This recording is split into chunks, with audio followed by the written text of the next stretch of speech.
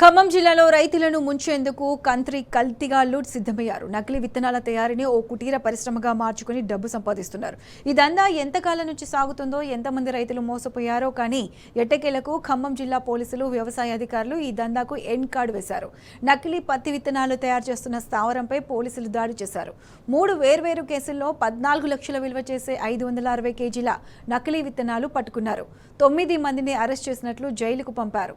ఈ దందా ఎలా మొదలైంది, ఎక్కడి నుంచి ఎక్కడి దాకా ఈ నకిలీ విత్తనాలు వెళ్తున్నాయనే అంశాన్ని తేల్చేందుకు లోతుగా విచారణ కొనసాగిస్తున్నారు.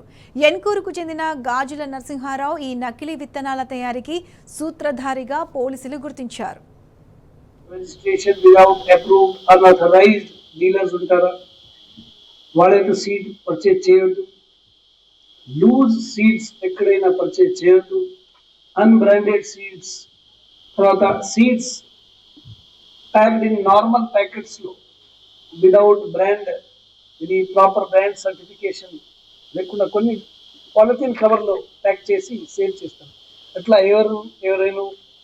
ఎవరైనా మీకు సేల్ చేయడానికి ప్రయత్నం చేస్తే మీరు పోలీస్కి, అగ్రికల్చర్ ఆఫీసర్స్కి, టాస్క్ ఫోర్స్కి ఇన్ఫర్మేషన్ ఇవ్వండి. మేము ఇమీడియట్గా ఇన్స్ట్రక్షన్ ఆఫీసర్స్కి ఇచ్చి వాళ్ళ మీద యాక్షన్ తీసుకుంటున్నాం.